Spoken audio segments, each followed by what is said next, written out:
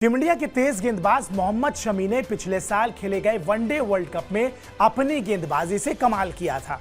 वो world cup के 7 match ही खेले थे, लेकिन 24 विकेट लेकर सबसे ज्यादा विकेट लेने वाले गेंदबाज उस पूरे वर्ल्ड कप में मोहम्मद शमी बने थे। वर्ल्ड कप के बाद से हालांकि शमी क्रिकेट से दूर हैं। उनको वर्ल्ड कप में टखने की चोट लगी थी। शमी की ये चोट ठीक नहीं हो पा रही है और अब शमी को लेकर एक ऐसी खबर आई है कि उनके फैंस काफी निराश हो जाएंगे।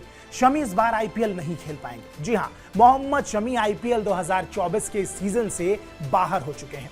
वो चोट के कारण आईपीएल से बाहर हो गए। शमी सिर्फ आईपीएल से भी बाहर नहीं हुए हैं, वो तकरीबन साल भर के लिए क्रिकेट से अब दूर हो गए हैं और इसी के साथ नेशनल क्रिकेट एकेडमी यानी कि एनसीए पर भी सवाल बार बार उठ रहा है।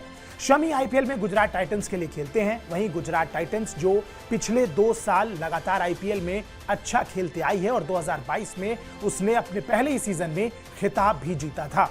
हार्दिक पांड्या की कप्तानी में गुजरात ने खिताब जीता था। साल 2023 में भी ये टीम पांड्या की कप्तानी में फाइनल में पहुंची, हालांकि सीएसके ने इनको हरा दिया था।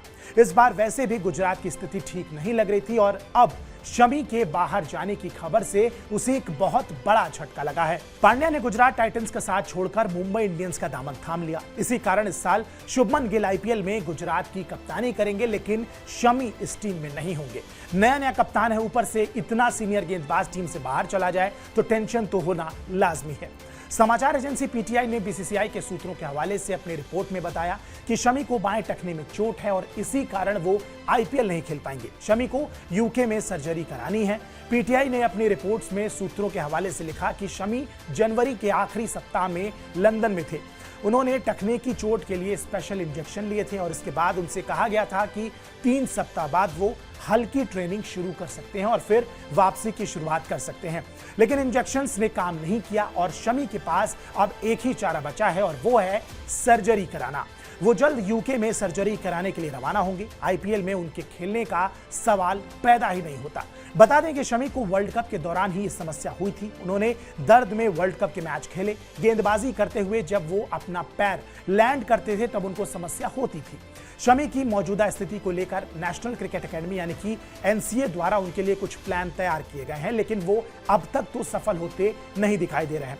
इसके बाद एनसीए के इंजरी रिहैबिलिटेशन मैनेजमेंट प्रोग्राम पर भी बार बार सवाल खड़े हो रहे हैं। शमी सिर्फ आईपीएल से ही बाहर नहीं हुए, बल्कि उनके लंबे समय तक बाहर होने की संभावना है। रिपोर्ट्स में बताया गया कि शमी को इस साल अक्टूबर-नवंबर में भारत में बांग्लादेश और न्यूजीलैंड के खिलाफ खेले जाने वाली टेस्ट सीरीज तक वापसी करना मुश्किल है। उनका टारगेट ऑस्ट्रेलिया दौरे पर वापसी करना हो सकता है। इस मामले के संबंध में जानकारी रखने वाले लोगों ने बताया कि शमी की मौजूदा स्थिति का कारण एनसीए की सोच है। सूत्रों ने कहा कि शमी को सीधा सर्जरी के लिए भेजा जाना चाहिए था और ये एनसीए को कॉल लेना था। 2 महीने का आराम और इंजेक्शन काम नहीं करते और ऐसा ही हुआ।